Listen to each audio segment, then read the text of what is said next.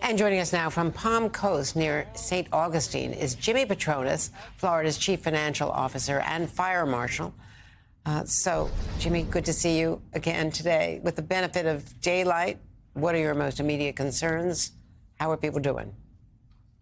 So we're definitely a little bit of a sigh of relief over the overall outcome. I think where we're heading right now is exactly where the governor is St. Lucie County. That area was devastated with tornadoes. That area where the governor was standing, that is standing in front of the St. Lucie County Sheriff's Office. It was hit direct on by a tornado. So the communities there in that particular county, it's just north of Palm Beach County, just south of Cocoa Beach. That area was just hammered with tornadoes. Over 30 tornadoes touched ground. We had about 130 warnings, which is the most I've ever known since I've been on the job. And what about the troubled homeowners?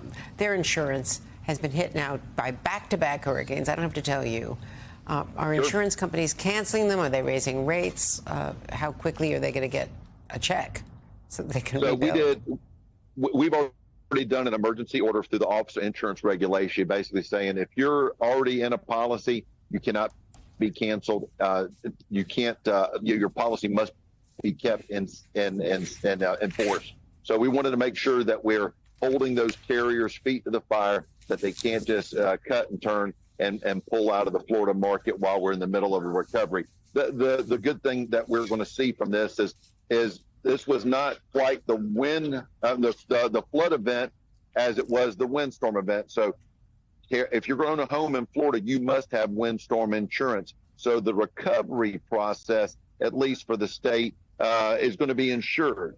The challenge if you compare us to what happened in North Carolina, Asheville alone only had 248 flood policies in the entire city limit. So there's going to be some catastrophes on a financial state in other parts of the country, but they may not necessarily affect as opposed to the insurance market, because if there was no insurance policies in North Carolina, that means there's no reinsurance to be affected. So I think a lot of this is going to be sorted out, but at least for financial coverage, the state of Florida is going to be in a good place. What do you see looking forward? You know the industry so well. Are people going to start getting cancellations now? You've had back-to-back storms. Obviously, climate change is a factor with these warmer oceans, the warmer bay. So the Gulf. Well, and I tell people all the time, whether you believe in climate change or not, we're seeing lots of storms in Florida. And so we have no choice but to increase the building codes.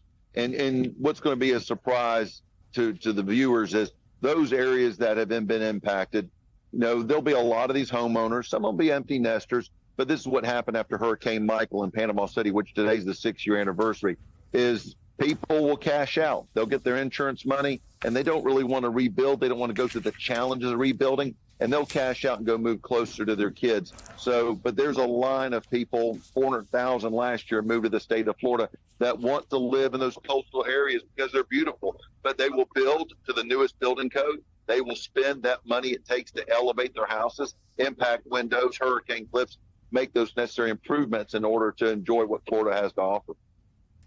How good was FEMA's preparation, the federal preparation? We're going to hear from the president again at 2 o'clock, defending what they've done. How would you rate it?